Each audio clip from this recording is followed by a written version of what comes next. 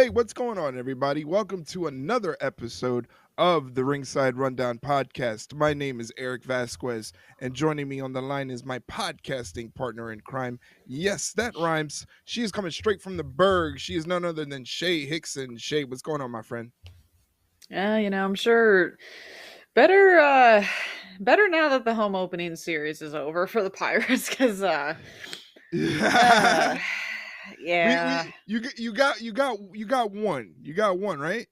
I mean that's usually how it goes. We get our You ass got handed to us one. the You first got two one. or Yeah.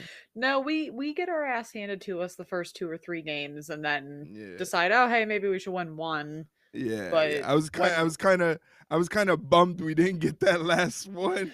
kind of wish you guys would have because it's just like great. I like the consolation prize, but no, I didn't honestly even get to watch the opening series because I was on my way to Steel City Con to Nice. do the fun thing that I did this weekend, which was finally after 20 years get to meet Hayden Christensen, who's Yeah, how Anakin was that? Skywalker in Star Wars. That was, dude, that honestly could not have been. It couldn't have been any better. Like it really couldn't have been. He Nice. was super nice, and the picture was great.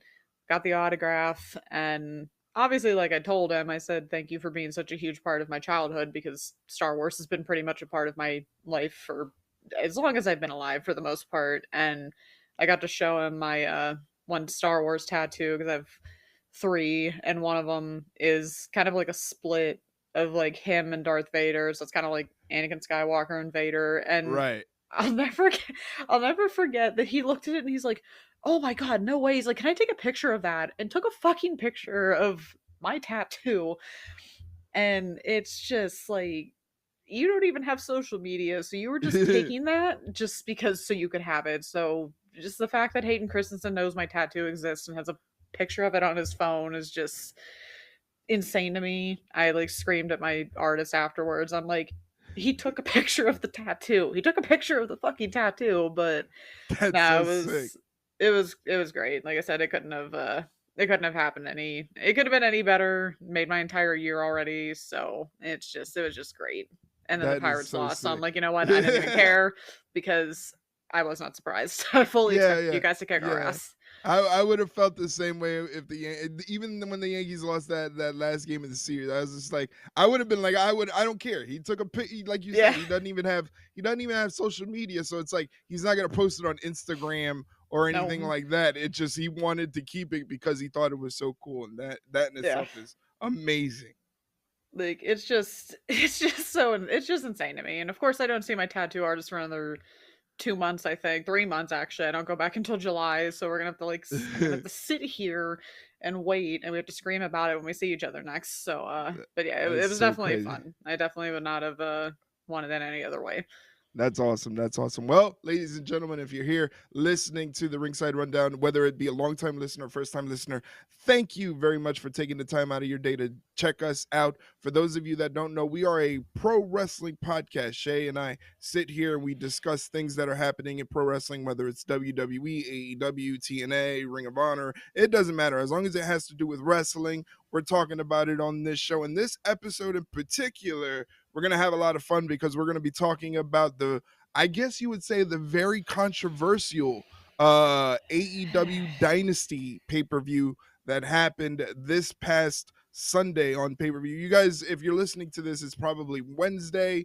Dynamite is coming on later tonight, so this will be a fun way to get you ready for the fallout of AEW Dynasty. But like I said, this show is talked about and not for the best of reasons. We're gonna get into it. We're gonna break it all down, but we also we went against the grain because we have a couple questions that people wanted to know our opinions of that we had to talk about dealing with pro wrestling, dealing with stuff outside of AEW Dynasty. So we like to give the people what they want because this is a democratic endeavor where it's you guys dictate the shows. For those of you who listen for a very long time, you guys know that the way we format the show is we answer your questions the entire episode except for when there's pay-per-views, but we like to give the people what they want, and they want to know what our thoughts on certain things that are happening, and it's with good reason because WrestleMania is coming up in like a week and a half. It's Yeah. the craziest time of the year to be a wrestling fan, and it's gotten even crazier.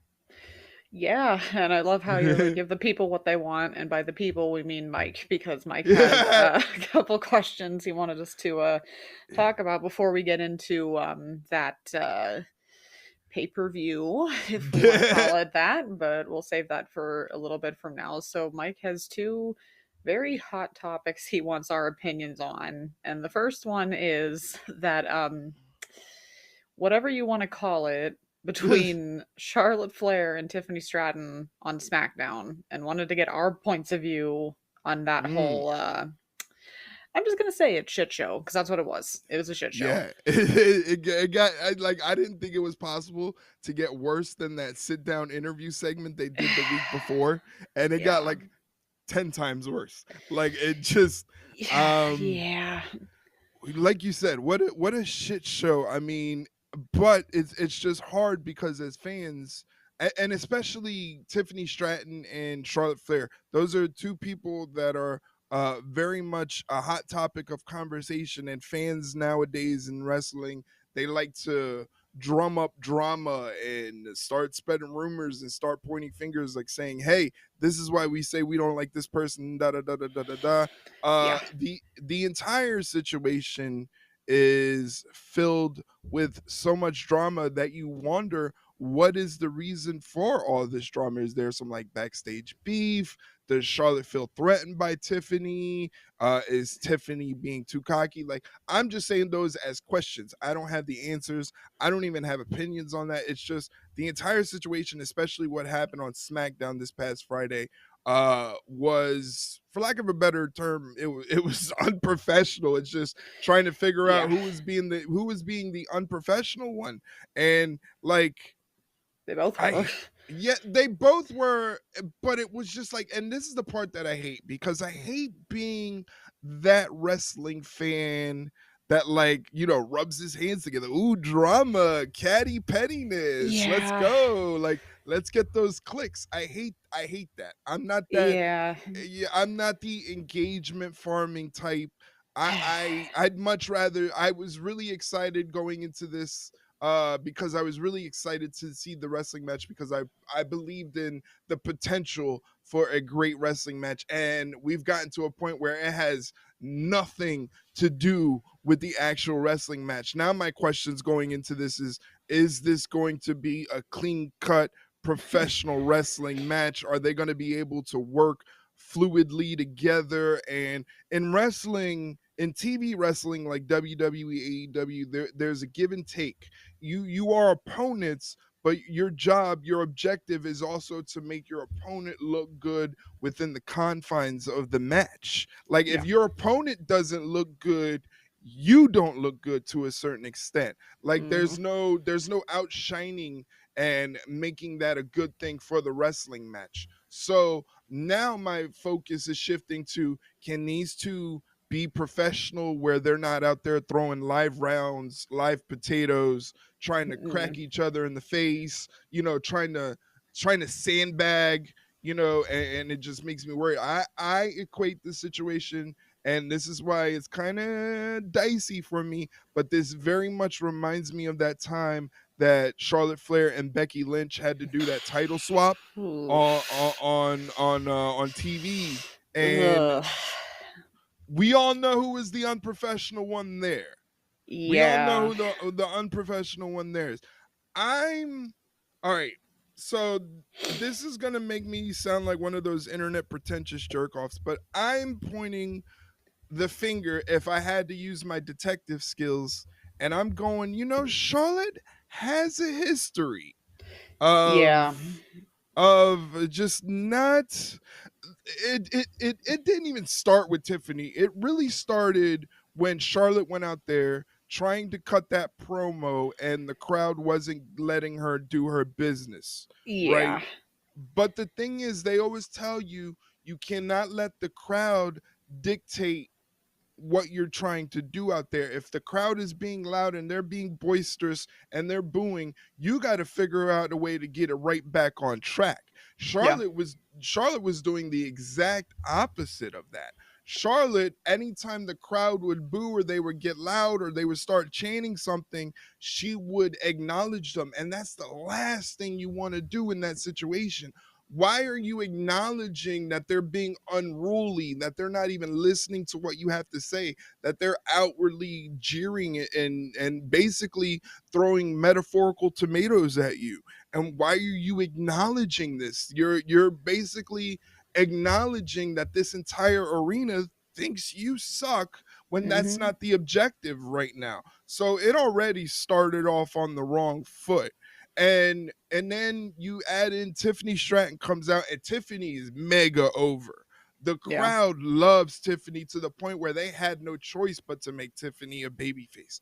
But the crowd loves Tiffany, and that's got to stick under the craw of Charlotte Flair. And you know she does not like that. For some reason, that bothers Charlotte Flair, Mm-hmm. but in the dynamics of this match, isn't that the way it's supposed to be? So then they got catty at each other and they started trying to overspeak on one another. My guess is that WWE, because they're not just gonna let them go out there and say whatever. It's a lax form of what it used to be, but they still have bullet points that they want to cover to make sure that the angle goes over. So I'm sure Tiffany was like, well, can I say this, this, this? And they were like, well, you can mention the fact that she was crying on a talk show, but don't say why she was crying on a talk show. Yeah. You know, she's like, Yeah. don't say why. And Tiffany was like, okay, I'm not gonna do that. I'm gonna empty the whole fucking clip. And like that's exactly what she did. She emptied the whole clip from the fact that she was crying on the talk show, the fact that she's gonna get divorced, the fact that this Yeah, and I is feel her like third divorce. She's no, go ahead. 0 and It's a lot. 3. No, 0 and Oh and 3. 3. Like it's, Yeah. it's I That's what just I'm saying. I don't think they went to her and said, "Yes, you can say all of that." They probably were yeah. like, "You can go out there and say that she was crying on a talk show, and we'll let the crowd make their own conclusions about that." But she was like, "You're crying on a talk show because you're about to get divorced, and you're about to get divorced the third time, just like your dad, who's a serial monogamist and can't stay married." And she was just like, she went off, It was you going know. pew pew pew pew Yeah. pew. Like, So it's like who was the one, because they said they drastically went off script. So yeah. who initiated going off script? That's my question. Who initiated going off script? I think Yeah. Tiffany should be reprimanded because she kind of took it a little too far. But I'm Mm. also looking at the person who went off script initially and going, well, guess what? Now you just lost your WrestleMania match. Good job for being unprofessional. And then the whole idea with Charlotte, she's so flustered and she Yeah. realizes that she's gotten dog walked on this promo. The crowd's like, oh shit, that just really happened. It's like a backyard, like after school Yeah. fight, and everybody's just like, oh. And then what Charlotte do? She goes, that's why your boyfriend's in my DMs, which we all Yeah. know, It's not true. is a fucking lie. that Yeah, so it's like, why did you say that? That was it, weird. it's the first time, I can guarantee you, this is the first time that a woman's like, this guy was in my DMs, and everybody was like, No, he wasn't. They no, he were like, wasn't. nah, No, anyway. yeah, because usually you hear that story and everybody's like, oh yeah, he probably was in her DMs talking all that stuff, and everybody's just like, No. hmm, not this case, not this time, No. not this go around. So like, this is a whole big clusterfuck of just, because now if you're Triple H, if you're the front office, if your job as a producer, as an agent, like let's say Jamie Noble or Yeah, good or luck.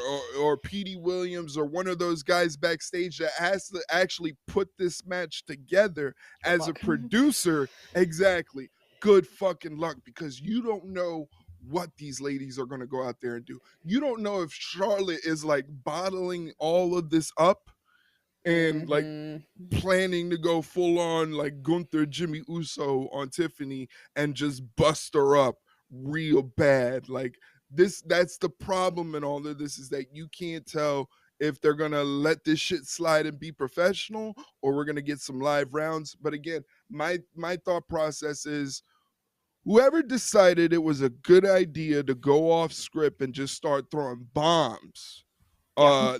that was unprofessional and this is a serious infraction.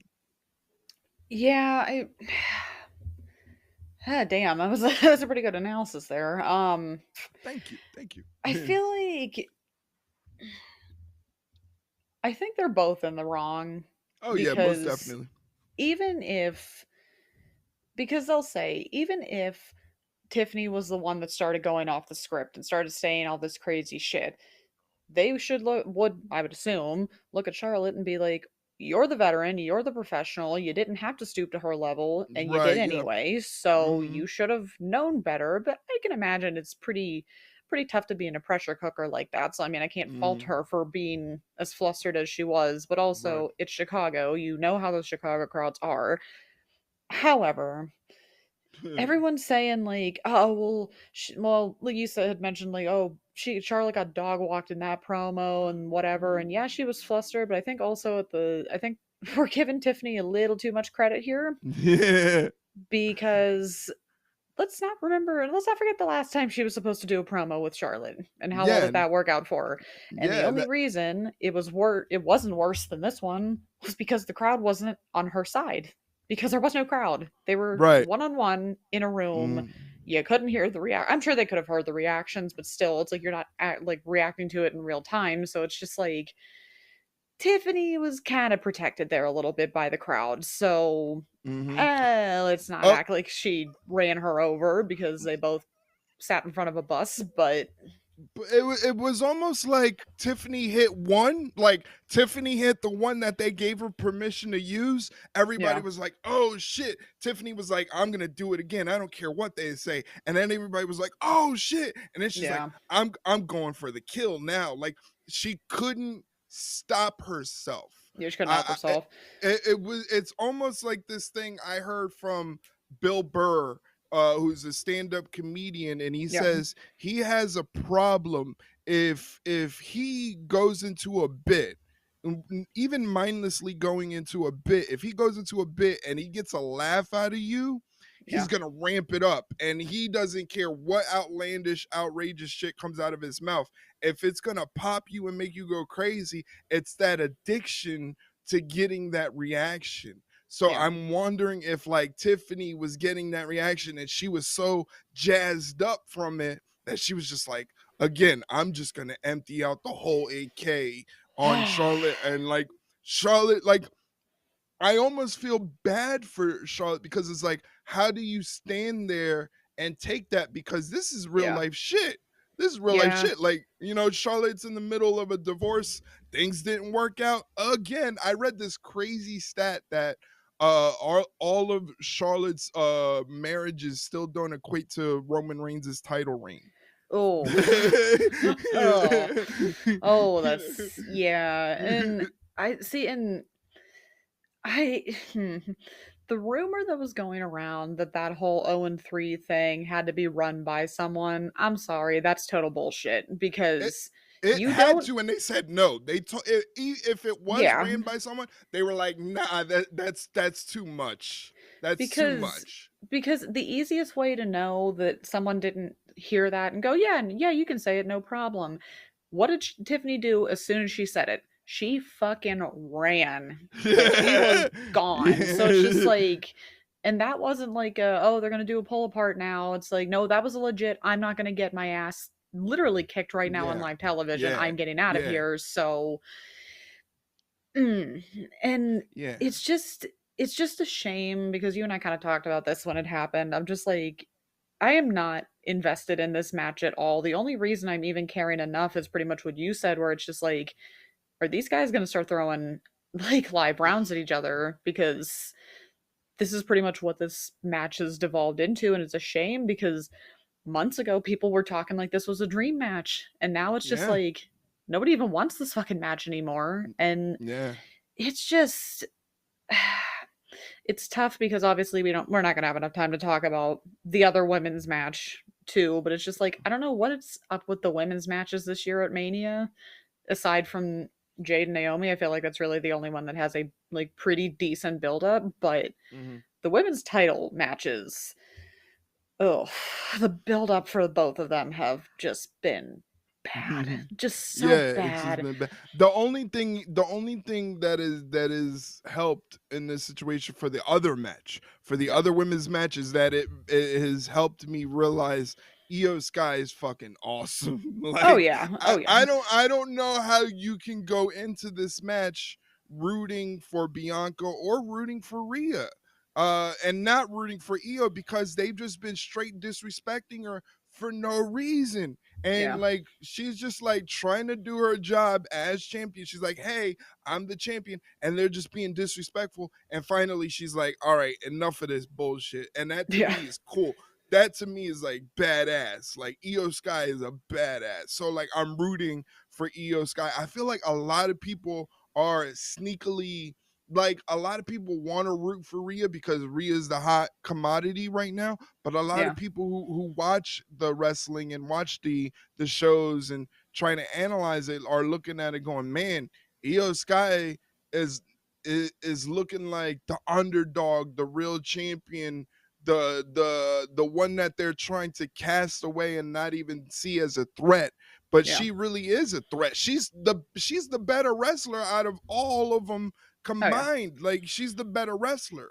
You know, better than Rhea, better than Bianca, and they're great. But it's just like I feel like as good as she is, like the disrespect is so unwarranted that that's what's forcing people to root for EO too.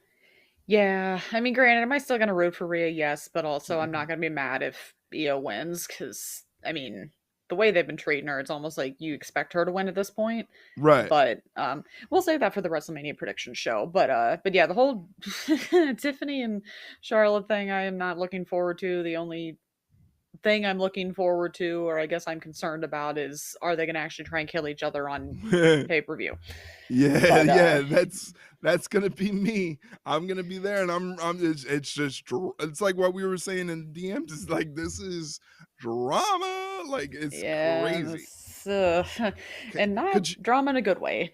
Yeah, could you imagine Kaiser just hanging out backstage, you know, thinking, "Oh, I'm just gonna grab me a muffin from catering really quickly," you know, None of that. and then all of a Here's sudden that. here's all you hear is, "That's why Kaiser's being in my DMs." I'd have been like, "Wait a minute!" I would have ran out He's there like, with why am my I catching phone. strays? Yeah, I would have literally ran out there with my phone in my hand, like, "Wait a minute, what? Where is this coming from?"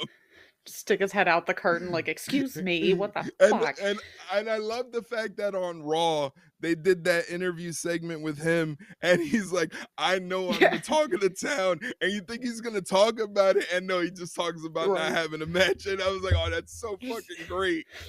you just like start leaning in, you're like, just say it, and then he just Yeah, swerves it, and you're like, yeah, ah, damn it. yeah. I was like, "Well done, bravo, sir, you and Yeah, your yeah. turtleneck." Yeah, you're like, you know what, you got us. That was a good You one. That was a got good it. one. You got it. Yeah. So so before we get into Dynasty, we got one more shit show to talk about, and that is this beef with Booker T and Swerve. Right. And I just I don't know what the fuck's going on anymore. Yeah, I Like, don't I don't, and this may make me sound like a bad like wrestling fan podcaster. I don't really know why they're beefing. no, I Uh genuinely don't know either. Like, I don't. I don't know why they're like Booker T is very outspoken in his opinions on the current crop of wrestlers, Yeah. and he's very hard on the newer crop of professional wrestlers. And what I do know is that there are certain African American black wrestlers that feel slighted by Booker T because he can sometimes be too outlandish and too outspoken publicly about his opinions. I know like people Yeah. like Idris Enofe and Malik Blake, they have issues with Booker T where they're like their family members are like, we can't even watch. If we do watch, we watch it on mute because the entire time Booker T's on commentary talking about how you guys suck. I don't know if Yeah. that has anything to do with the Swerve situation. I don't know what exactly the Swerve situation is Yeah. because We I've can't we gotten to can't watch everything, guys. Like we can't. it's not only that. Listen, I've been on wrestling Twitter since 2013. Okay. I have been through it all when it comes to this fan base and the internet and social media. I have gotten to a point that I don't even consume anything on social media, especially Twitter, when it comes to wrestling, Yeah. because a lot of you people are fucking crazy. Okay, Yeah, and literally, like, no, look, I truer words have never been spoken because I saw something today where I'm like, I I just you just looked at it and it was just like, really, is that what we're gonna do now? Because yeah. somebody literally said on Twitter with their whole chest that Rhea Ripley was the walking definition of white privilege. Oh my, like yeah, it's just like And they I'm say like, what are you guys fucking saying? Like, what is like going on? they Like, say stupid shit like that, and a lot of it is these like people that have started watching wrestling in like 2018. They have yeah, no responsibilities, no nothing, and they're just spewing anything that will get them engagement and get them numbers on Twitter. That's why I don't pay attention to this stuff because it's so disingenuous. It's not real. It's just a bunch of people talking shit because they know talking shit will get them numbers. So I don't know what the beef is between Swerve Strickland and Booker T really is. What I do know is that Booker T said that after Dynasty went off the air because Swerve Strickland gave some post show comments only to the crowd, and in his post show comments he said something like "fuck Booker T" or something like that. yeah, And Booker T says after the pay per view went off the air, either they're talking about how displeased they were with the pay-per-view or they're talking about Swerve Strickland saying fuck Booker T. They're not yeah, saying AEW Dynasty it was a good show, was had great wrestling, look for yeah. this match, anything like that. They're Nope. talking about Swerve Strickland saying fuck Booker T. That in itself, therein lies the problem. Okay. But again, it's just like I when it comes to like this drama stuff and social media, I don't pay attention to anybody's takes. I don't even pay attention to the takes I would agree with. Yeah, Because I've learned that even takes that I would agree with, they come from people, and the tone of everything is just such an air of superiority, and it's not what wrestling and the fan base of wrestling should be about. Wrestling is a subjective form of entertainment. The beauty in it is that what Shay may like, I may not like, and what I may like, Shay may not like, but yeah. we're able to come together and talk about the fact that we both like professional wrestling. I seriously wonder if these people that drum up these stories online and these think pieces and everything, I truly wonder if they truly love wrestling. I honestly, you'd almost have to wonder because just people just really need to just learn that, like you said, not everybody's gonna like the things that you like. Not everyone's gonna like Yeah. the things that I like, or anybody. It's just like, And okay, like who gives a sometimes, fuck? If you enjoy, you shouldn't let somebody else's interest level impact how you enjoy something. oh yeah, for sure. For Like, sure. I remember there was a big stink online on Twitter one time because Joe Rogan was making fun of professional wrestling and making fun of professional wrestling fans, and everybody was up in arms and going crazy. And admittedly, I was one of those people. And somebody else, like an indie wrestler, was like, if you think about it this way, does his comments about pro wrestling and making fun of pro wrestling fans, does that impact your viewing? You're still going to watch it, you're still going to Yeah. like it. So like what does it matter what this person thinks? It has no effect on whether or not you're going to enjoy something or not enjoy it. So they're just talking to the void, really. And that's basically it. It's just like people are letting other people's thoughts and opinions dictate whether they enjoy something, and that in itself is kind of crazy, you know. Yeah, yeah. Like if I fell for that trap, I would hate Star Wars, I would hate Yeah. sports, I would hate video games, I would hate music, I would hate literally everything that I enjoy because for example, Star Wars, I'll be honest, I love Star Wars, some of the most toxic fucking fans imaginable. Yeah, and It's I disgusting. don't even know anything about Star Wars, but I do know that fan base is pretty toxic. Exactly. So it's almost like if you like anything after the prequels, you're a terrible fan. Like you're not a real fan.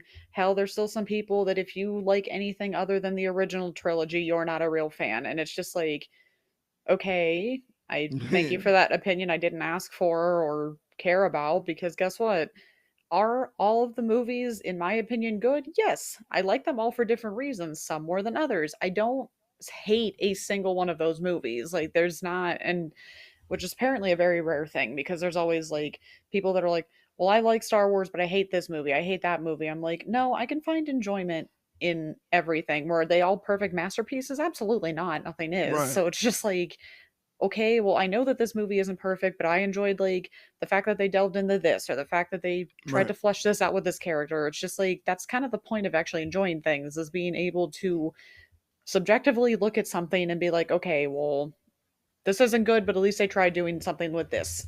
Or I And guess I think objectively, but I it's not think that that's hard. why, and I think that's why you and I get along so well and we're able to do this so well is because we both have that same mindset, is that instead of what most people do, we look at things and we look for things that we would enjoy, whereas this society and this generation is so contrarian that instantly when they consume any form of media, their mind goes, okay, let me look for something to hate before Yeah. anything else. Let me look Yeah. for something to hate, and let me look for something to complain about and say this is wrong and this needs to be done right, and before I find any enjoyment in this. And I think that's why you and I click so well, is because first thing we're looking for is what do we like about this situation? What do we like about this wrestling match? What do we Yeah. like about this wrestler? What do we like about this angle? We talk about the things that we like, and if we find something that we don't like, we always give the alternatives of what we would like to see as fans. Not necessarily saying that we're experts or anything,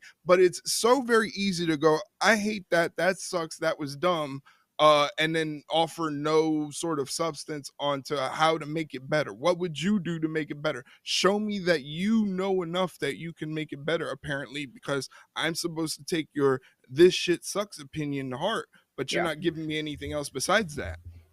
Yeah, which is which is a very great segue into this pay-per-view itself, and Yeah. we'll finally get Oh, to talk about Dynasty because yeah. guys, this was so painfully average Yes. Yes, that it was just painfully like average. why? Like, hey, so the biggest problem I have with this pay-per-view, and I'll just be honest, pretty much every AEW pay-per-view for the last however many months or years or so, we have to stop making these pay-per-views so fucking long. It's So brutal. fucking It's long. brutal. When your main event doesn't start until almost midnight on a Yeah. Sunday. On a Yeah. fucking Sunday. Most of us have work. I couldn't watch the main event live. I had to go to bed. I don't I have blame to you. wake up I at don't blame you. 5:45 every morning for work. Why do we continue to do this shit?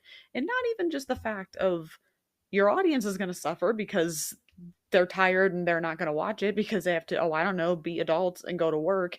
But the audience that pays to be in that arena is also going to suffer because instead of, like, we've been beating our heads into a wall for God knows how long, saying, can we stop putting 10 goddamn matches on a card? Because what then happens is you mix, that's just a recipe for disaster. You have 10 matches on a card, and when the main event doesn't even start until almost midnight, It's Yeah. going to suffer regardless of who is in that main event. And then on top of that, you make it a John Moxley main event. And you're Mm, just asking for people to fall asleep or have no energy because yeah. you don't want to say it, but it's the truth. And we said it last time, and we'll clearly continue to fucking say it until at least All In probably. You are going. I'm not gonna say going to fall asleep with a Moxley match, but it's like you know what you're gonna get. You're not gonna get high energy. You're not gonna get high Mm, flying Osprey. You're gonna wake yourself up. You are most likely going to be just sitting there. And then if you are so worn out because you have been sitting here since 6:30 in the afternoon, you're going to be asleep. You're going to be yeah. dead. You're going to be asleep. I don't care if they put on a 5-star classic. That crowd, you're going to have to resuscitate that crowd for them to Yeah. give a shit. And it's just It, like, why do we keep making this mistake over and over and over and over again? And it's just, I'm ah, wondering why hasn't anybody, I mean, maybe it's bad, but if I was one of those media people in the post-show press conference thing and I had a chance to ask Tony Khan a question, that's the first fucking question that's coming out of my mouth. yeah, I'm saying what is the data that you're looking at that A tells you a 10 match main card is a good idea, and to have your main event start off a quarter to midnight, because I was looking at the clock and yeah, it was starting a quarter to midnight. mm-hmm, Mind you, this is pay-per-view that the main card started at 8, so we're talking about a 4-hour non all in non WrestleMania pay-per-view, a fucking run-of-the-mill pay-per-view, and the main event is starting almost in the 4th hour. yeah, Like, yeah, like I'm if I'm one of those media people, I'm in the press conference going, what do you see as the person in charge as a benefit to having these long cards and having a main event go on that late? I yeah, I need I need real answers. There's not fucking real answers when anybody tries to talk to Tony Khan, and anytime they try to get something out of him, he escapes out into another fucking dimension where he tries to flip the question, and it's just outrageous. yeah, Okay. This is, even for me, I'm technically unemployed. I don't have a job, but I'm looking at this, I'm going, man, I'm glad I don't have to go to work or anything like these other people. Could you imagine if you were there live? It's gonna take at least half an hour, 45 minutes to get out of the parking lot, yeah. And you depending on know? where you come back from or where you're going to, you might not be home Exactly. until 2 o'clock in the morning. Right. I'm 45 minutes out of Philly. So if I Yeah, would have went to that show, it's still 45 minutes to get home. yeah, You know, yeah. It's like, like what are we doing? what are we Like, doing? like WrestleMania and the bigger pay per views. I get, like you said, All In, Double or Nothing. Uh, I mean, not. I mean, I guess the only excuse you can make is for All In because that's it. Like, there's no other justification for that than that or like a big four pay-per-view with WWE. That's it. Like that's the Yeah. only way you should be doing this. Like you should not be doing this for every single goddamn not meaningless but just minuscule pay-per-view you have in your agenda for the year. but Like but it's like insane. the reason it works for the other places because everything on the pay-per-view has a purpose, on the PLE has a purpose. There were multiple matches on this pay-per-view that had no reason, or there was no point of having it on this pay-per-view. It would have done way better on Dynamite or Collision than being on a pay-per-view. You literally can't tell us any different other than we just put it on the pay-per-view because we thought it would be good on the pay-per-view. Yeah. It's a bad thing when one of my friends tweets out, "Man, this is AEW Collision, the pay-per-view." Like And you know what? He couldn't really you can't really argue with them. You can't because it's just like it's just the and it's going to be sad and I'm already going to like preface when we go through and break these matches down where it's just like I'm probably going to sound like a broken record because most of them were just okay.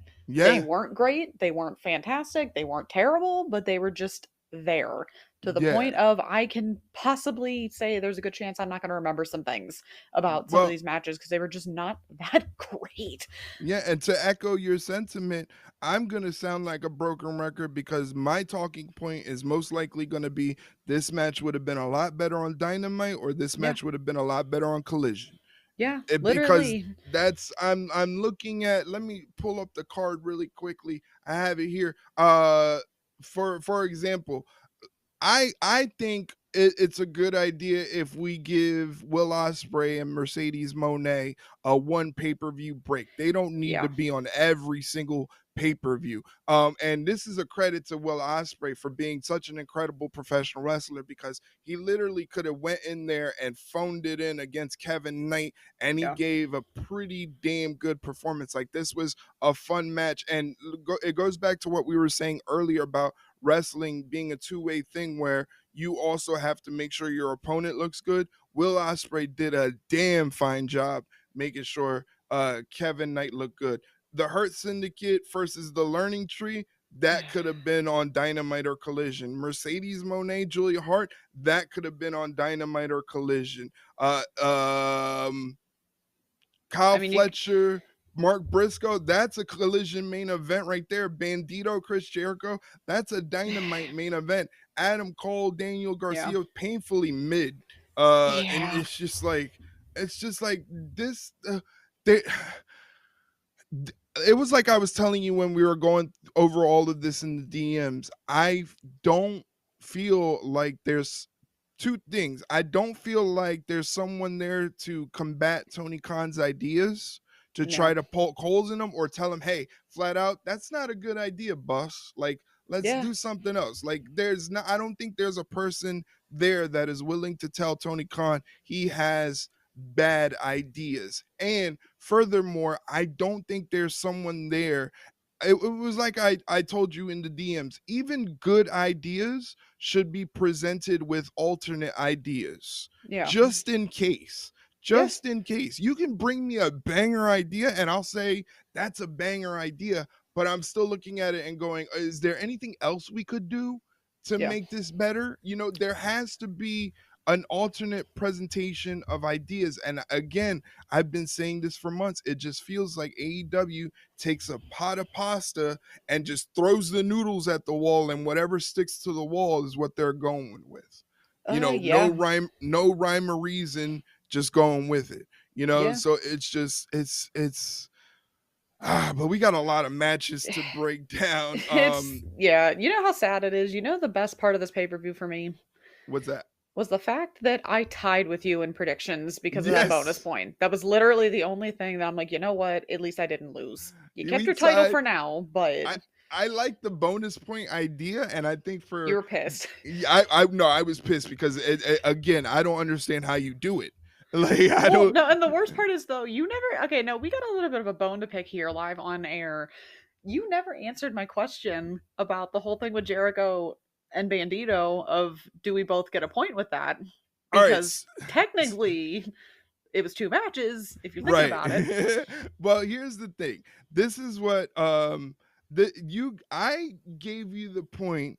I didn't give you the point on the Jericho Bandito stuff, but I did give you the extra point on Tony Storm winning via roll up, because the fact that we kind of knew, I kind of knew it was going there, but you were dead set on this match is ending on a roll up. And as soon as that match ended on a roll, that's why I answered you back, and I was like, you got to be fucking kidding Right. me. No, Because and it was just like, how did she get it on the roll up? Like, so I'm thinking we pick out one match, and if we want a bonus point to maybe break up a tie, we try to call a finish and see if we can land on a finish to get that extra bonus you know point. the reason why you didn't give me that thing with Jericho and Bandito because you knew that if you gave me that point I was winning.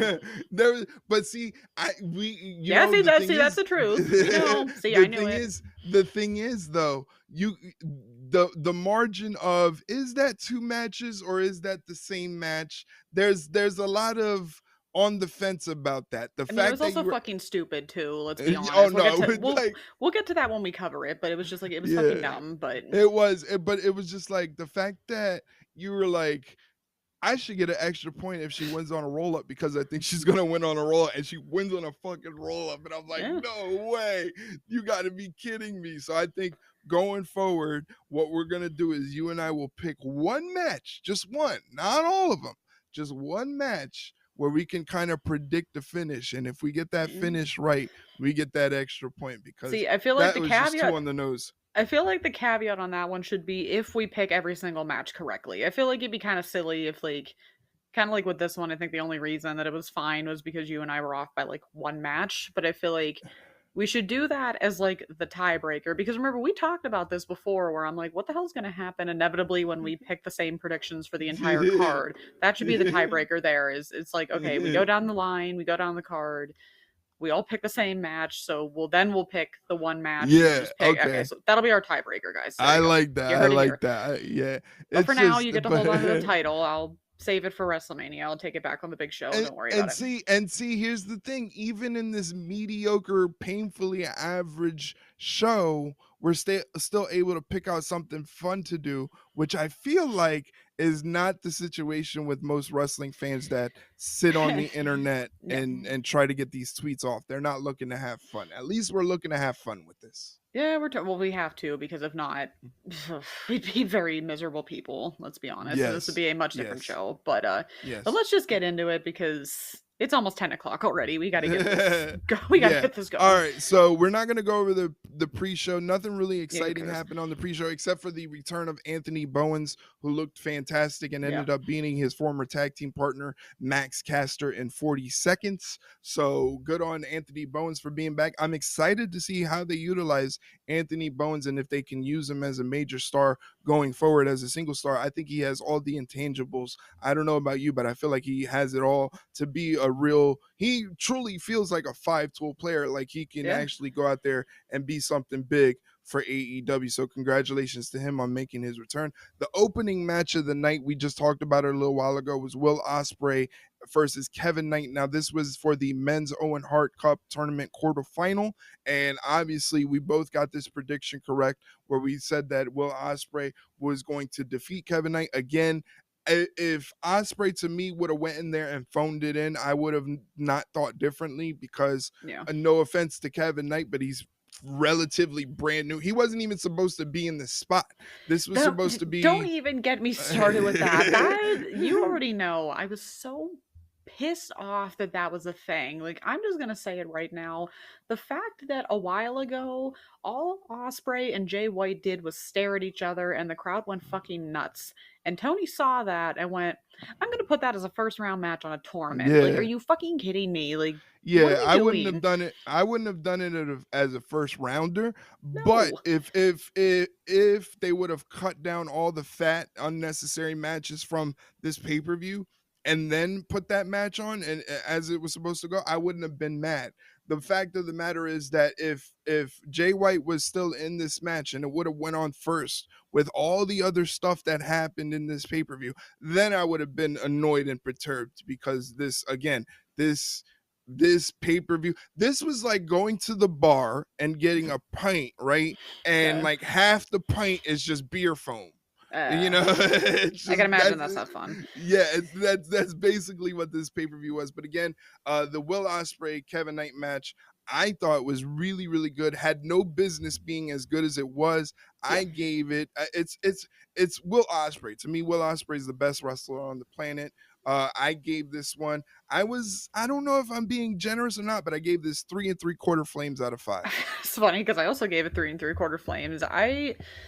What you said earlier, I agreed with 1,000% is that he needs to give Osprey and Mercedes a night off on a pay per view. Yeah. Because here's my problem: Osprey is just that good, but I feel like that's going to be a problem in a way of like you continue to put him on every single solitary pay per view you have in a year. It's not going to be so special anymore. Right, right. Yeah, the luster is gonna go away. We already know what to expect.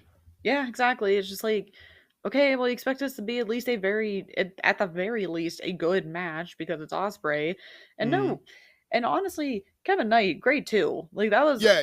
I thought I was great. very impressed. I became a fan of Kevin Knight. I think he's got. I'm a little worried. I'm a little worried because he has that aura of a guy that can get lost in the shuffle in AEW with all the Yeah, other guys like the AR Foxes, the Leo Rushes, the Action Andrettis. It feels like he could fall into that, but he's very good. For the match that I seen him against Jay White on Collision and this match again against Osprey, like this dude is legit. He can be a big star.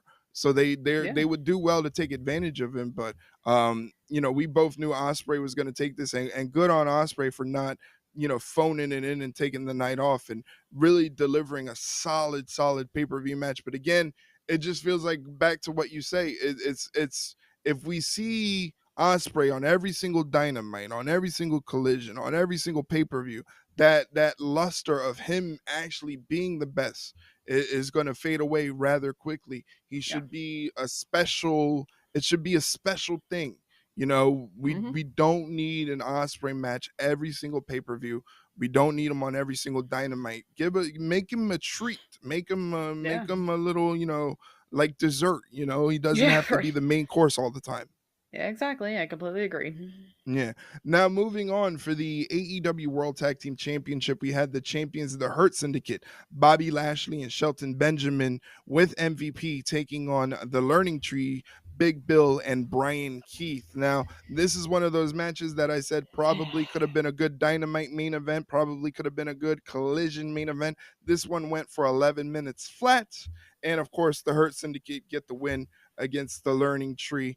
We both had the Hurt Syndicate picking up the win. It was rather easy. Again, this wasn't anything to write home about except for the fact that the Hurt Syndicate is over like Rover, That and the crowd. song. Yeah, Ugh.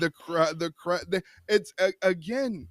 I've always said this: when you can bridge the gap between fan and performer and give the fan and the performer something that connects them together, much Yeah. like the yeet chants and things Hmm. like that, when you give them something that they can latch onto, that they can use to get the team over, it's going to work. For some reason, they landed a gold mine with a theme song.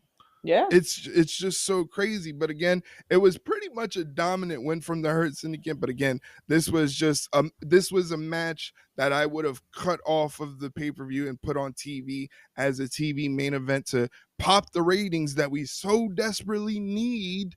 Yeah. To me, I gave this one 3.25. Yeah, I gave it 3.25 as well because it's just like, you know what? The positive about this match was that it was better than the Hurt Syndicate's last pay per view title defense because that That's very one true. was. Ugh. Yeah, Was this very one true. great?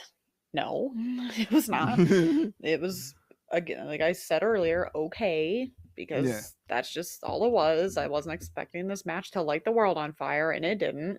right. And MJF still being involved with the Hurt Syndicates, like, sure, I don't care enough about that wrinkle to be like, oh my god, he got involved and whatever. I'm just like, okay, he's there, whatever, moving on. Like, Yeah, it kind of feels like okay. yeah, you literally just like, know, oh, cool. I think I literally was just like, oh, he's there. Okay. And then just like completely forgot about him. So it's just like, whatever. But yeah, it was, it, it was good enough. It wasn't it great, was but it was just it good. was it was like you said, it was better than their match against the Outrunners, which Yeah. I'm sure would make Mike very happy because he Who've fucking been hate. MIA since.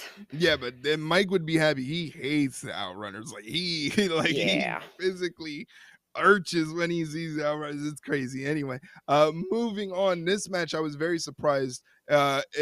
Again, I feel like maybe she should take a one pay-per-view break, and I'm talking about Mercedes Monet taking on Julia Hart in the quarterfinal match for the Women's Owen Hart Cup tournament.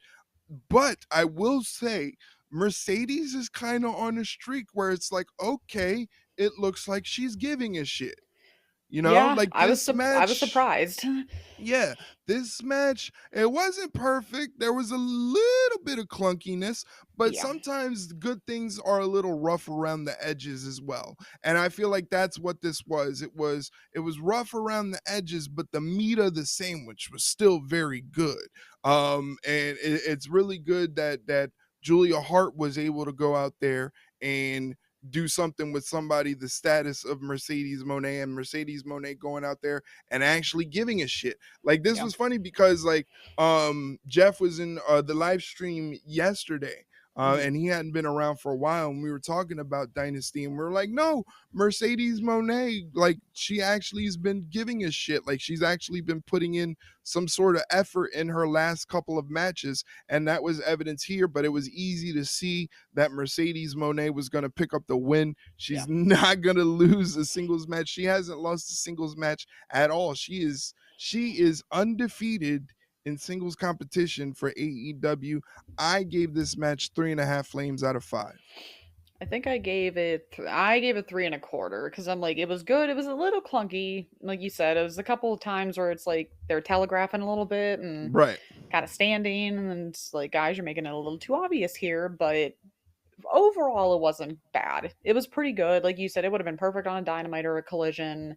Mm-hmm. I loved that crowd was 1,000% behind Julia the entire time. It was great. Yeah. I loved it. I loved it, of course, because as I guess now we're card carrying Hounds of Hell members. Is that what it says now? I Well, guess like, like what that's happened? Did the interesting membership change because over? they Like, they they they changed Julia Hart's entrance theme now.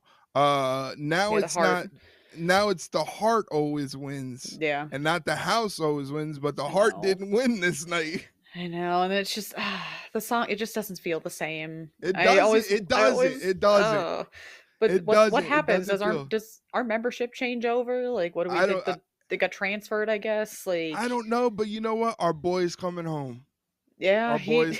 Our boy's coming home. maybe sooner rather than later with the way Yeah. things were Yeah. happening. But Yeah. Either that's way.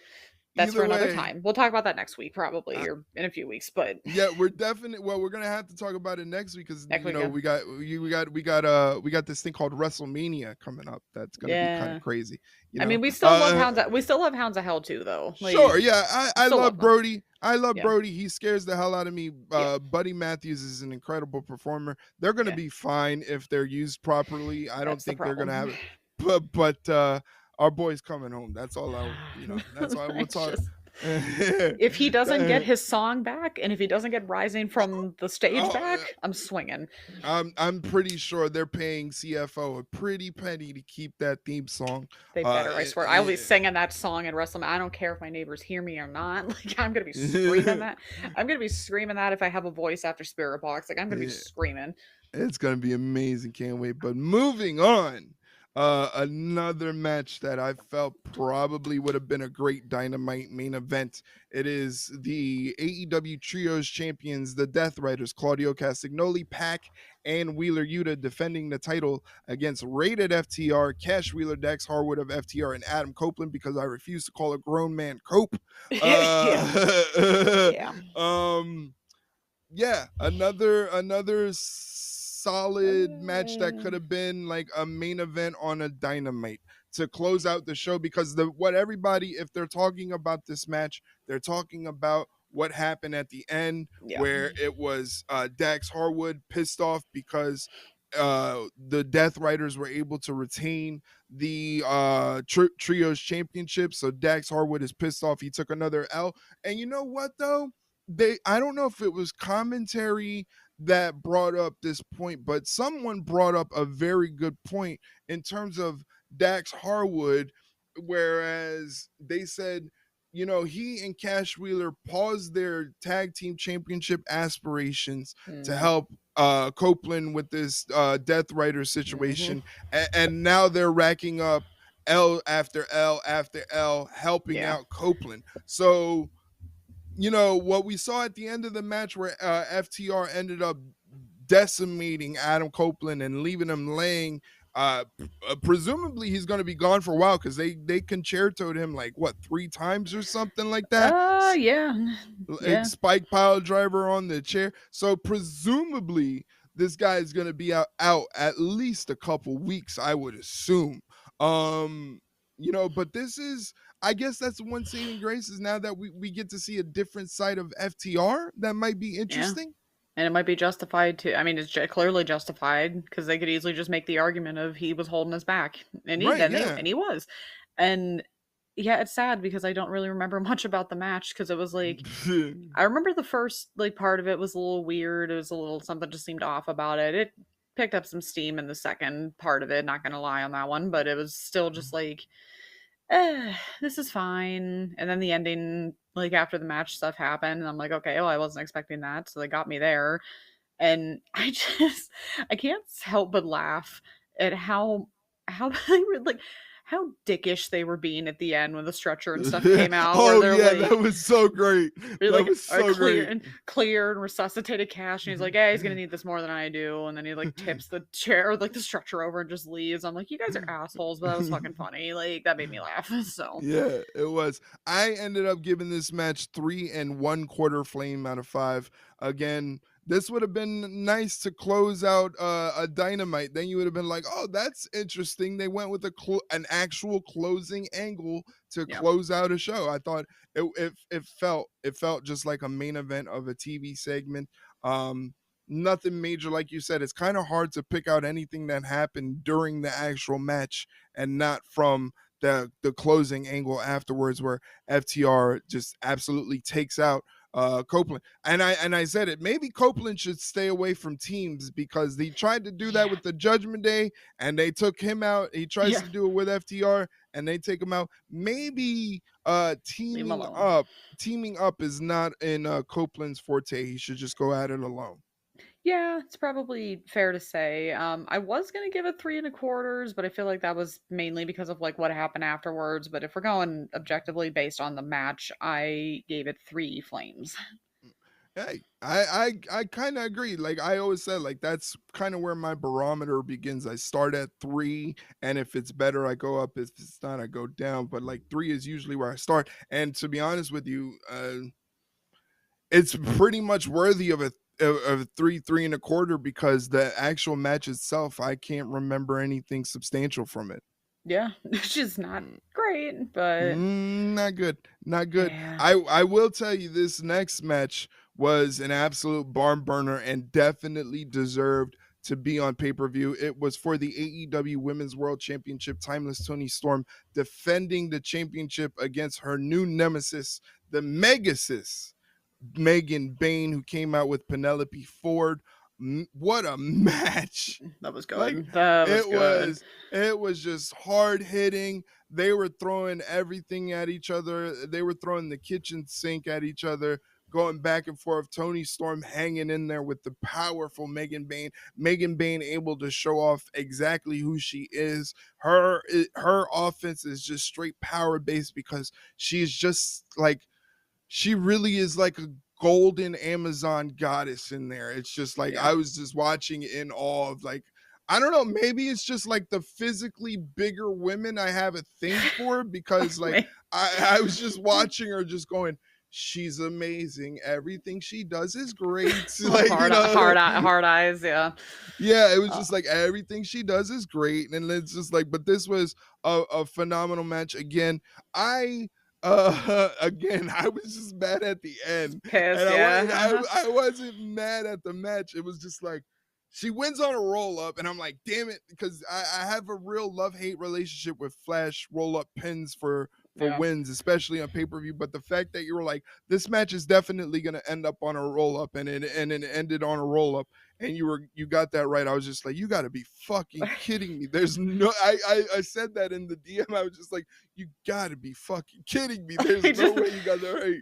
I just love Like, because of course Mom and I are sitting there watching it, and when I sent you the gif of Oprah just like shrugging, just like what I tell you, like what I fucking tell you. But no, that match was really good. Probably one of the highlights of the show.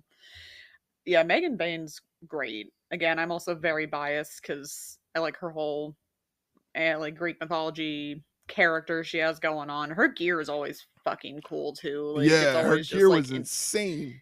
I cannot imagine the amount of money she probably spends on it. I don't want to know, honestly. Probably more than a couple of my paychecks combined, I'd assume. But either way, though, they played the story very well. I predicted it. Well, I mean, obviously with the roll up, but I predicted it last week where it was going to be Tony was going to have to survive Megan Bain, not beat Megan Bain. She survived Megan Bain.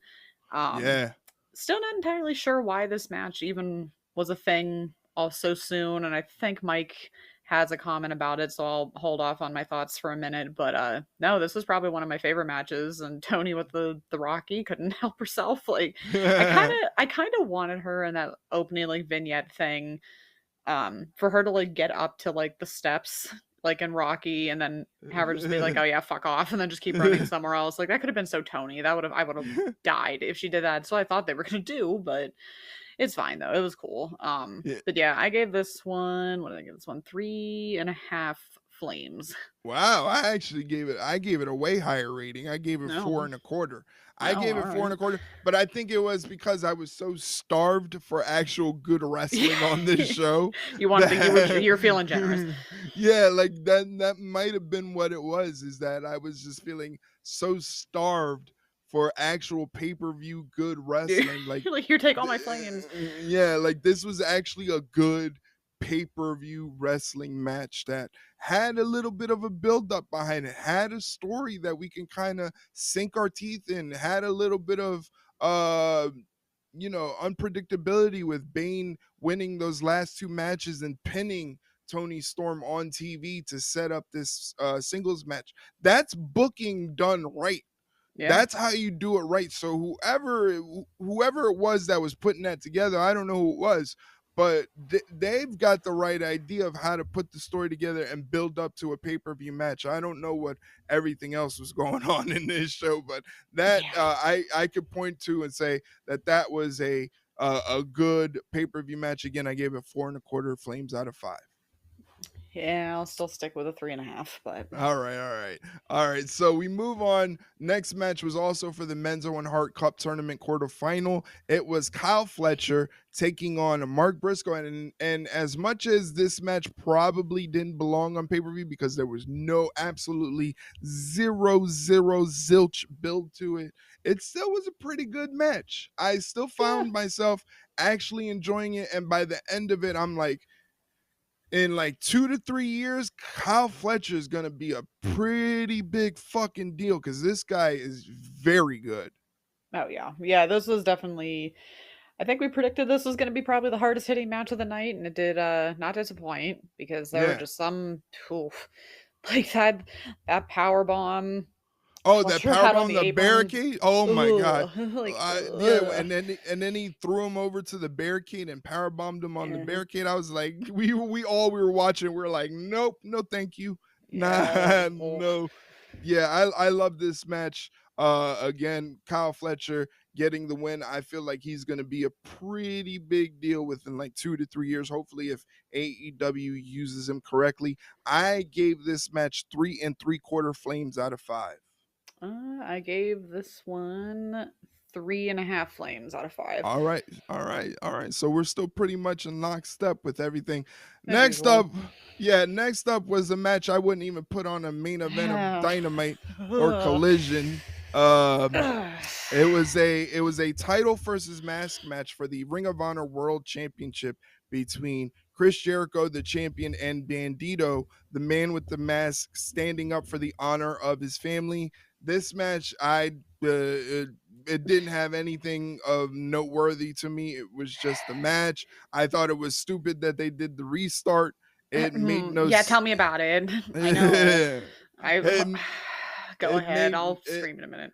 it just it made no sense to do it made no sense to do the restart because it begs the question, are these referees, like, are they okay, like, are That they like like oh, that is my biggest problem with this whole thing because why is it that any other time shit like this happens and they always show the replay of the ending on the big screen and then you have the refs just looking at their like I got I can't believe I missed that. Oh my god. But oh, it's the ref's decision's final, so I guess oh sorry, I'm just going to shrug my shoulders and oh maybe I'll try again next time. And now all of a sudden just because Bandito's family told them, "Hey, you need to like look at something." Now all of a sudden you listen? Like it makes no fucking sense and it just we've said this from the very beginning unfortunately and clearly it hasn't changed. AEW does a very good job of making their referees look super incompetent every yeah time. And it's just a shame because they're not, but it's also just like, don't insult our intelligence where any other time somebody cheats, you never seem to catch it until afterwards. And when you realize they cheated, you're like, oh, well, sorry, can't really do anything about that, I guess. Until now, all of a sudden, you can do something about it. So if that's the case, Yeah, every match should always get restarted then because something yeah, stupid's always going to happen. Like, I. that's what I'm saying. It's like now you have to keep up with that continuity of like all of a sudden the other referees can convene and Yeah. discuss what happened and then overturn a ruling. I think I didn't care about it because I just didn't care about the match. Like I No, just I. didn't. I was pissed Yeah. because I came back from the jaws of defeat and I sat there in absolute disbelief when Jericho won because I looked at my mom and I'm like, I literally just I fucking won. I didn't think I was gonna fucking win because I had a feeling. I'm just like, okay, maybe this is gonna be the thing that doesn't get me the belt, the imaginary belt. But you know what? I also wouldn't be surprised if Jericho pulled some shit backstage and was just like, actually, it'd be really cool if we just like had someone actually lose their mask because I think that'd be really cool and also I'd win and usual shit I guess or something. And so when it almost happened, I'm just like, did this literally just happen? Am I about to hear Erik just implode from a couple states away because Jericho just cost him his title? Yeah. And then they did that, and I'm just like, you sons of bitches took my title away from me. They took it clean out of my hands. I, I'm mad. I I'm just so I mad. But wouldn't I literally don't remember anything else other than that. That's the problem. I wouldn't have stopped the match.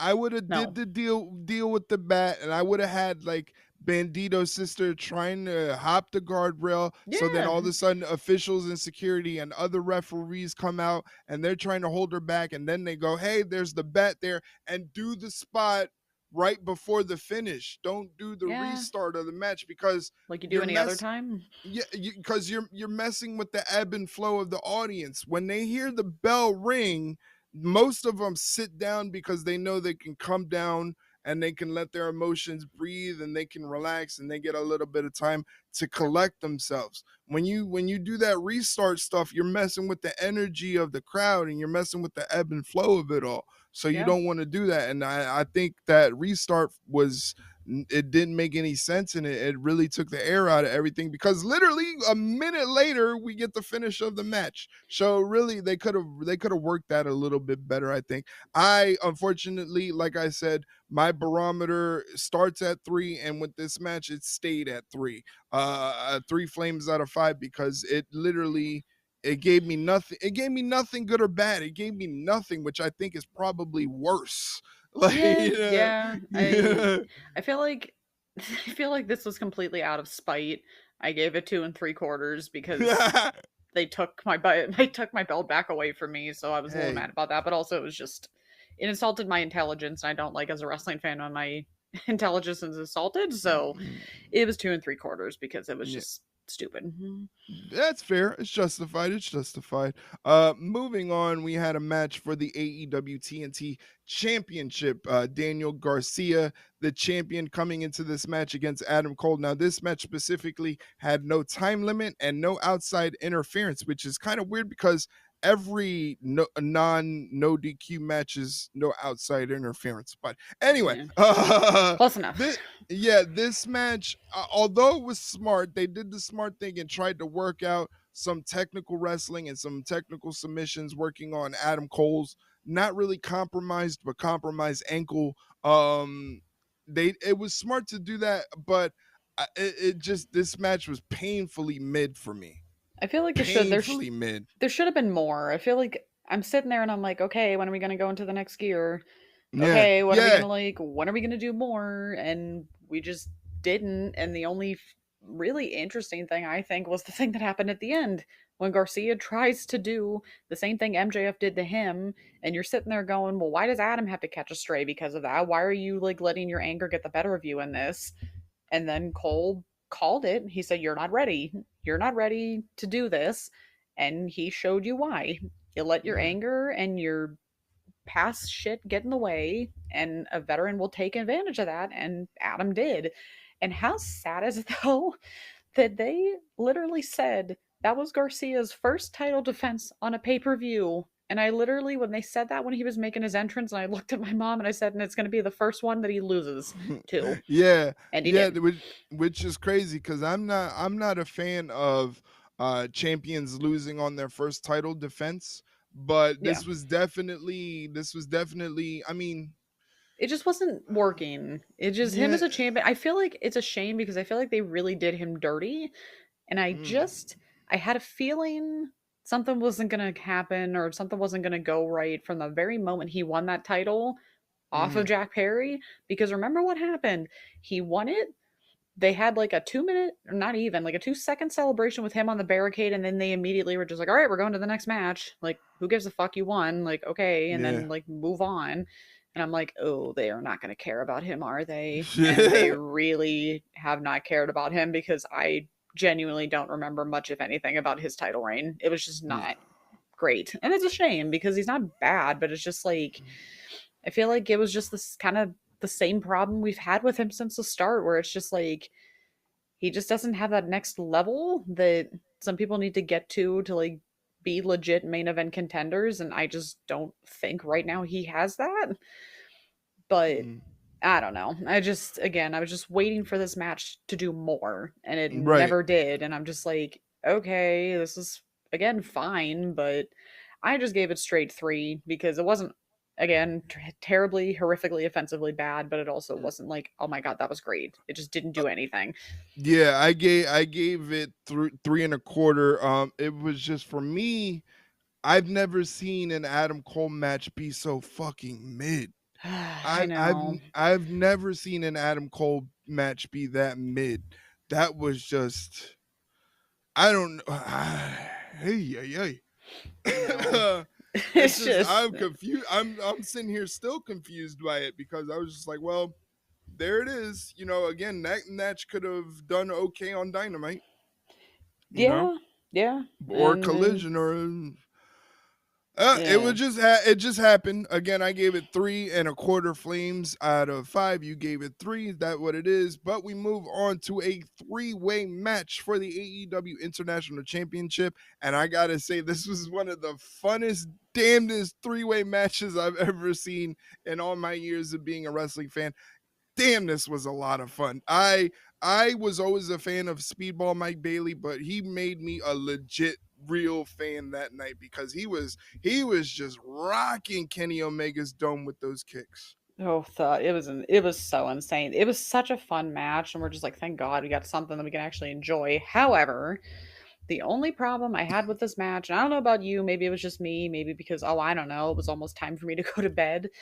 But I felt like that match could have done a little. It would have been a little bit better if it was like 5 minutes shorter. Right, yeah, and that's what everybody was saying in the chat when we were watching it in Discord. They were like, if they maybe cut off about 10 minutes of the match, it Yeah. would have been a lot better. Yeah, that was Because literally it for me because it was just like there were so many times where you're like, all right, here's the end. Oh, okay, that's not the end. Okay, here's the end. uh, Nope, that's not it either. And it's just like, oh my god, guys, you gotta do something because my thing was, I said I looked at the clock and I'm like, if the main event does not start by 11:30, I'm going to bed. And I don't clearly blame that you. didn't happen. And look what happened. So it's just like Yeah. it was great, but I feel like I think I ended up giving it four flames because it was, like I Mm, said, that was probably my favorite match of the night. But I feel like I could have given it higher if it would have been mm. shorter. But Right.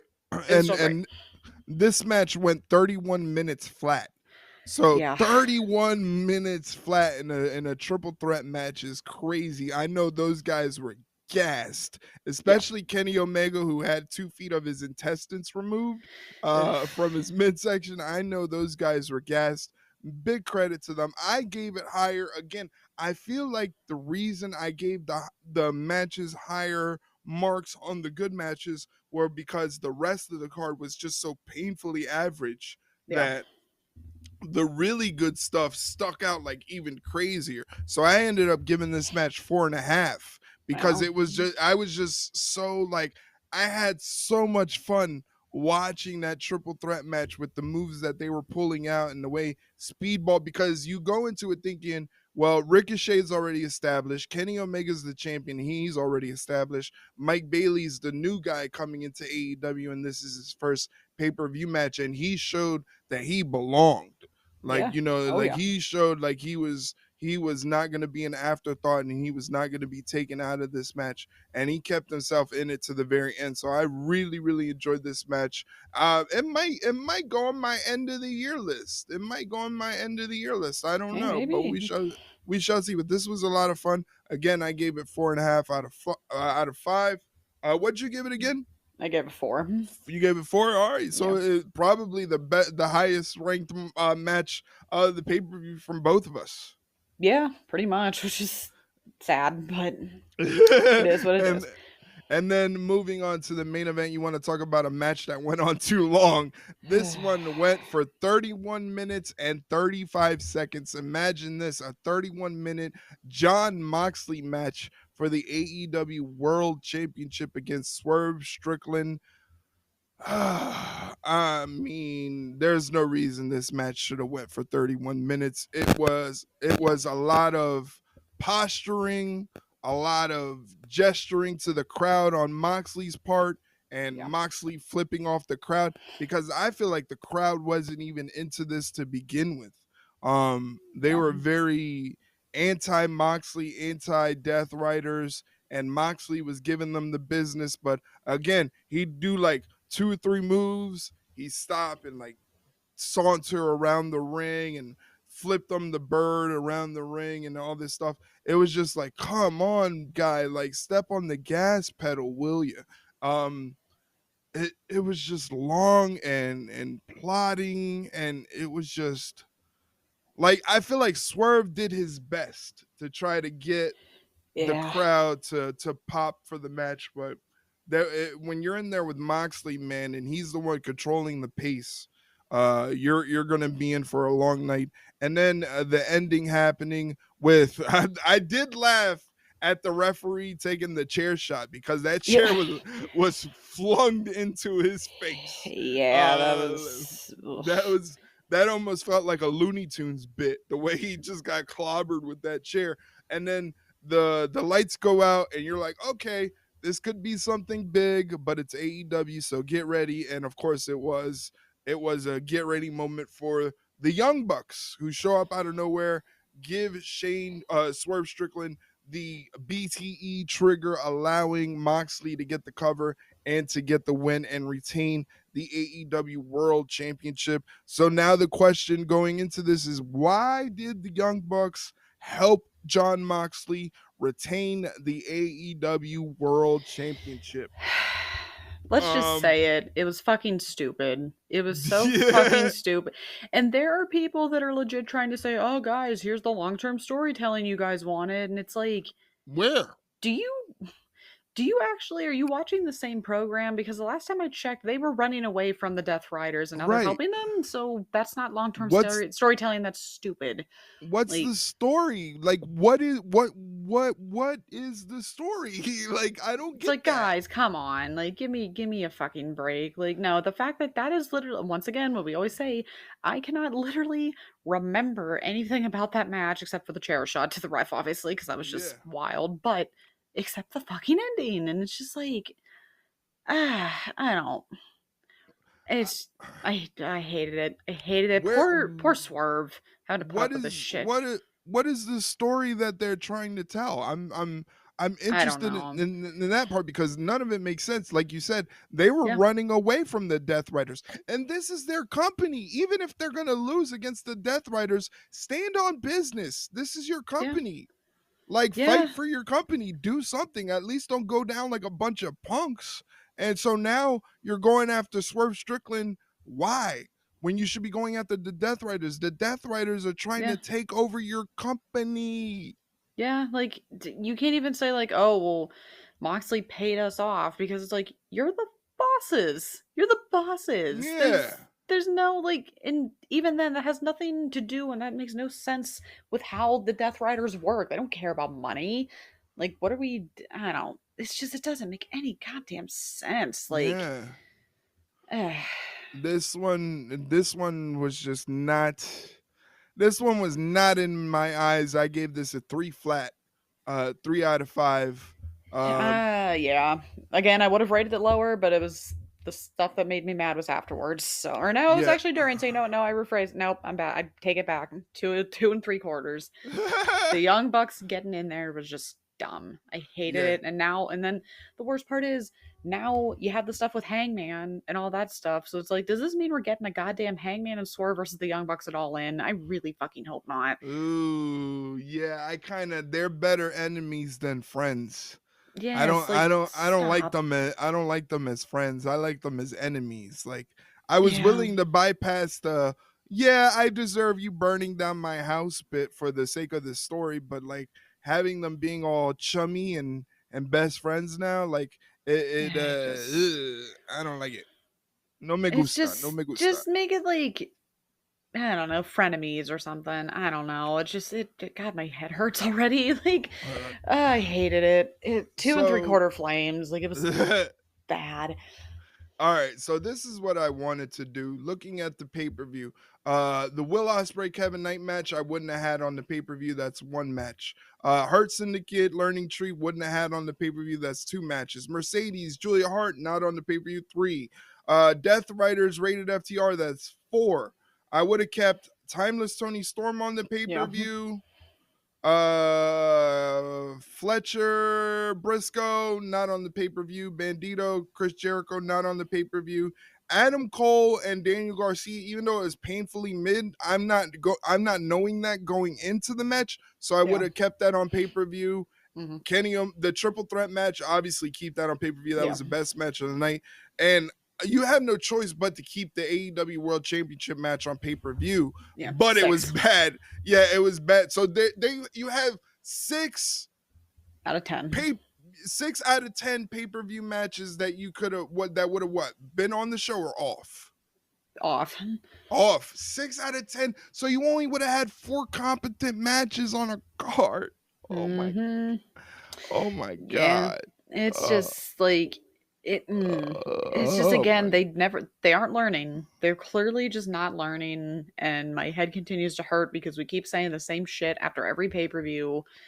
And are we doing like the overall rating for the show? The overall rating, I give it 3 1/4 flames. So do I, because it would have been 3 or lower if it weren't for those 4 matches that deserve Yeah. to be on the card. That's the only thing that saved this from being just like you said, AEW Collision, the pay per view. We need to have an honest conversation and we need to and I'm saying this as wrestling fans Yeah. and we need to have an honest conversation and say, are we heading into Dixie Carter TNA level Oh, territory?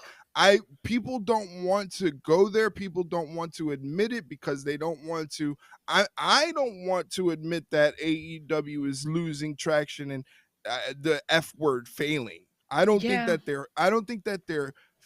they're failing to retain the audience that they have built up. You can't tell me yeah. the same audience from 2019 is rocking with AEW in 2025. There's no way. There's no No, way. no, it's It's I. not the same. It's not the same feeling. It's Yeah, not it's not the same. Again, Tony Khan has too many yes men around him telling him that every idea that he has is a great idea and they should go ahead with it. yeah. It's again like some of the like you and I talked about in the DMs. Some of this stuff is so painfully obvious that just one person just needed to be like, "Hey, this isn't good. Maybe we should do this instead." Right. And a lot of these problems could have been solved.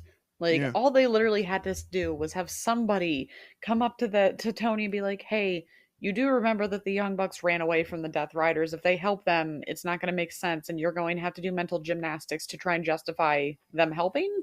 Because here's the thing. Whenever they come out and parade themselves out and try to explain what's going on here, no one's going to buy it. Nobody's going to buy it because it's Worse, I think stupid. they're not going to care. Yeah, I think they're not going to care. Probably not, Yeah, which you is know, not good cuz at like all. I'm not looking at going, man, I really got to watch Dynamite to see why the Young Bucks did what they did. I'm just like, Yeah.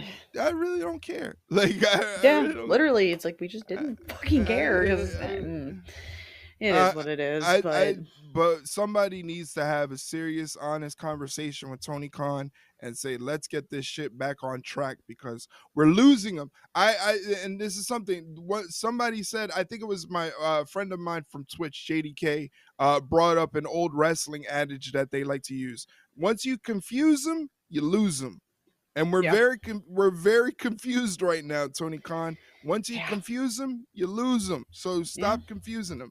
Yeah, and unfortunately, that seems to be the only thing he's doing lately is confusing people. But we're almost there, guys. I promise. We're almost there. We just have some comments and some questions about the show because we did ask you guys what you guys thought of the show and if you had any, concerns. There All were right. some and some So throw questions. them out there. So we're gonna start off with mom's because hers was pretty easy. She pretty much, I mean, again, we're gonna probably say this for everybody's.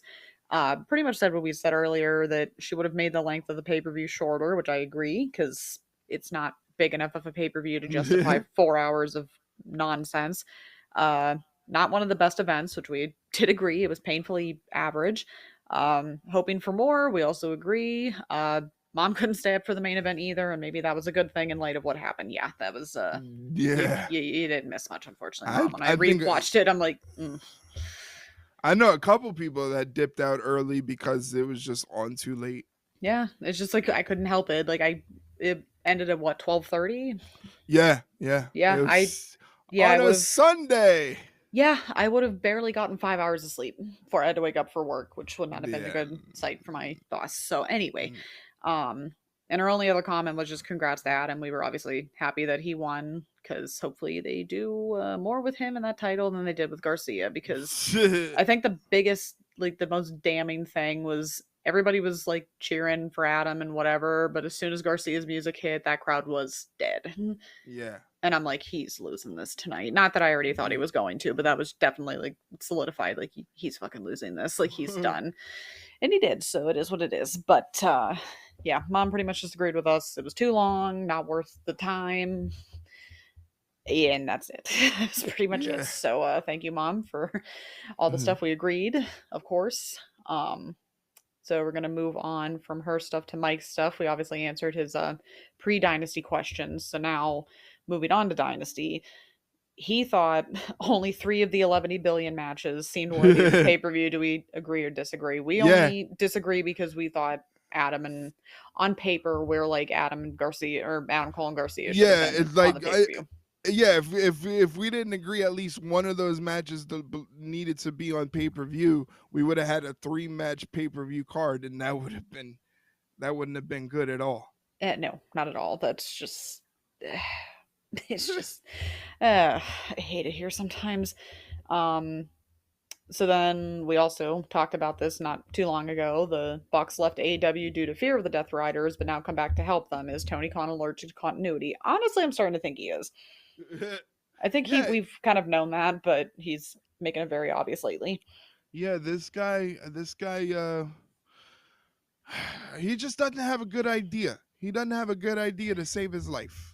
He really doesn't, which makes perfect is a very good segue into this next one. Mike didn't like Megan Bain getting her first loss this early on, but you couldn't take the title off of Tony that quick. Why can't Tony Khan build up a big wait and build up a big match? That's what I honestly had been saying from the beginning. I touched on it a little bit earlier, but this match had no business happening as quickly as it did Yeah. because it just made no sense. Because you're either going to I mean, granted, yes, the roll up maybe kind of protected Megan Bain a little bit, but it still doesn't like escape the fact that she lost.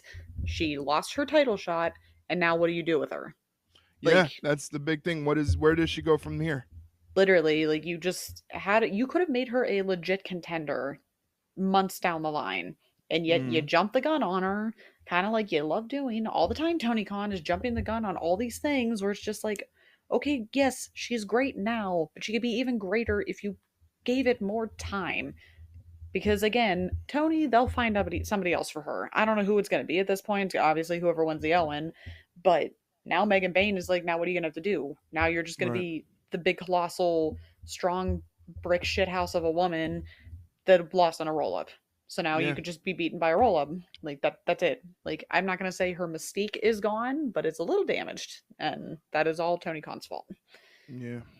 But Yeah, but those are pretty good. I mean, it's fun where people listen to the show kind of are in lockstep with our opinions as well. At least yeah, we know we're on the right track, and we're kind of echoing what everybody else is saying in the echo chamber, which was this was a painfully mid-average pay-per-view, and like my friend Rob said, yeah, this was basically AEW Collision, the pay-per-view. So yeah. And if that isn't damning enough, I don't know. I don't know what is. yeah, Because yikes. Um. yeah. Okay, this question Mike has I've seen kind of get floated around the wrestling Twitter since last night, and I kind of hate it. How do we see AEW maneuvering on Edge and Christian reuniting to face FTR? I mean, my short answer is they shouldn't, Yeah, because don't. You don't. I don't see how. How can you believably have someone who, when originally Edge tried to reunite with him, hey, let's get the band back together, and he's like, oh yeah, sure, yeah, go fuck yourself. Yeah, What's gonna make him change his mind now? right. And Literally. how do you make somebody so evil and so just downright black-hearted like Christian Cage, Yeah. who willingly goes after dead fathers and things like that? Yeah. How do you have him a change of heart where now all of a sudden he's a good guy and he's Yeah. gonna? Yeah, I don't buy it. No. I don't buy it. And again, we gotta stop with the we gotta stop with the WWE nostalgia in AEW. Yeah, Why because the it doesn't fuck are always we work. do, why are we, and that would be if I was Tony Khan and somebody presented that idea to me, I'd No. literally go, why the fuck are we doing WWE nostalgia on my program? Yeah, because then guess what? They're gonna go and watch WWE. Yeah, Like, exactly. you're Exactly. doing the complete opposite of what you're supposed to be doing. It's really not that hard to figure out, guys. Like, And come then on. and how do you tell the story? It's not like you can fucking use classic WWE footage on AEW to Nope. show, hey, these guys were once tag team so tight that everybody thought they were brothers. You can't do that. You have No. no material to build up a story, so why do it? Because because that's it. Just because. Just Yeah, because. they should be happy I don't work there because you know Flipping tables. it's you know what, it's funny. Kenny Omega said it himself. He said it backstage. He said if it were up to me, 80% of you wouldn't even be working here. Well, that's the like truth. like that's a legit quote from Kenny Omega. He's like, if it were up to me, 80% of you wouldn't be working here. So Yeah. like, you know, this is a fucking madhouse. Like this is It not makes your good. head hurt. Again, it makes your head Yeah, hurt. And yeah, it like, really does. Because me, as a regular Joe Schmo Mark wrestling fan, should not be able to have ideas that could fix your program and actively watch you do the opposite to fuck things up even worse. yeah. You know, Yeah. Yeah. I shouldn't have that air of superiority to me. I am just a No. nobody. I am just a fan. But when a fan goes, "Hey, this is the problem and this is how you can fix it." If I can go in there and say I can guarantee you I could fix something in your program 6 months that will bring back fans that you lost, that's a problem because I am just a fan. Yeah. Yeah. Ugh. It's just getting worse and worse and worse and worse Thank and God worse. WrestleMania is coming. Thank God WrestleMania is coming. Yeah. Because I, Yeah. I I need a palate cleanser. Yeah. we Well, we're not there yet. We got one more. We got one more question, and then we we can got forget this pay per view even happened. okay. All right, hit me with the one more question. And unfortunately, we talked about it already. But Hangman and Swerve are going to team up to fight the Young Bucks, aren't they? Yeah, because they can't help themselves. That's just Please unfortunately don't. the. It's just Please don't. we don't want them to, but they're going to because it's just like Please don't. I Or just I or like can't. or like or like throw us a smoke screen where like you tease the match and the bell rings and Swerve and Hangman can't figure out who starts the match off first, so they just start punching away at each other. That'll at least get me go, Yeah, wow, that's different. You know, like yeah, but they uh won't. they They won't. won't. It's They just won't. I just I just I can't justify this. Like I can't. There's no justification for any of this because it's just so stupid. Like Oh my god. I thankfully can't. No, go ahead. Go ahead. No, I was just gonna say, like, I honestly don't know if the next what's the next pay-per-view coming up? WrestleMania or for No, AEW. for AEW. Double or Nothing. The build up for Double or Nothing better be good, because If not, I'm not gonna invest another $80 or something for a pay-per-view double pack when I'm getting pay-per-views like this. Like, I can't yeah, continue to invest money into AEW I do not have, Tony Khan. I yeah. might personally tweet that to Tony Khan, like, I can't keep investing money I do not have into your company for this lackluster, lackadaisical, painfully mid product that you keep putting out. Like the thing that kills me is that it was right in front of them. Of okay, well, you're gonna have your stuff on Max. That's fine, but you're still gonna make people, if they don't have cable, let's just do it this way. If you don't have cable, you can still Mm, watch Dynamite and everything on Max. And yet, not only do you have to pay for Max to watch AEW programming, then you have to pay for the fucking pay per view separately to even yeah, watch the pay per view. All you had to do was do some type of deal like WWE has with Peacock, where you pay for Peacock and you get everything. Not so right, much, I mean, not so much obviously like the live TV, but like the pay per views. right. It's right there. And yet you're still going to make people charge more for everything than Because just the pay-per-view. Like, why is it that hard, guys? because it goes back to what I said previously. Tony Khan does not know the struggle of a dollar. No. The struggle to obtain a dollar, the struggle to keep a dollar, to the struggle to make another dollar on top of that. He does not know that struggle. So he can't put himself into our shoes as you, the working person, and me, just the person struggling to get by, with living off of a disability check. He has no idea what those struggles are. No. Not one. Like, it would be such a culture shock to him. And this is why I wish I could, like, talk to Tony Khan and be like, brother, What like, are you what are you doing? doing? Like, come on, my guy. Like, like, gain some good faith with wrestling fans. Stop with the digs at WWE. Stop worrying about WWE, and throw a little bone back to the people supporting your product and say, hey, if you have an active Max subscription, the cost of the AEW, even if you cut it in half Yeah. down to $25, you'd probably get more people buying the product than you do now. Yeah, I guarantee you would. It's not You that know, hard. It's basic it's economics, but it's like yeah. But again, when you don't know the struggle of a dollar, it's foreign language to you. It's a yeah. foreign language to him to be like, oh, I don't have the money. I might not have the money. It was crazy. Even Mike said it during the show. He's like, dude, because usually it's usually just like me, Mike, Jeff, maybe my friend Josh comes and hangs out, but it's usually like the two or three of us that kind of watch the show. He's just like, it was just me and him for a longest time, and he's like, dude, you don't have to keep buying these pay-per-views, just watch it. I'm like, if I wasn't making the money from Twitch or anything like that, I probably wouldn't, Yeah. but like, the Twitch stuff covers the cost of the pay-per-view. So it's just like, Tony Khan, I'm really, as a struggling person, struggling to pay his bills, I need you to give me something to make this worth it. Yeah, make it worth my while, please. Yeah, it's crazy. Like It's crazy, but now we can forget about this pay-per-view, thank God. yeah, Like we're done. I never want to talk about this pay-per-view ever again in my It's life. cursed. It's Yeah, cursed. seriously. But we do appreciate you guys if you took the time to listen to this entire episode of the We're podcast. sorry. Yeah, we tried our best to try to give you something informative, but I feel like a lot of our sentiments are the sentiments shared with other people that might be listening to this show. So again, if you took the time to listen to the show and you got up to this point, thank you very much for taking the time out of your busy day to listen to us bitch and moan about some professional wrestling pay-per-view, AEW Dynasty.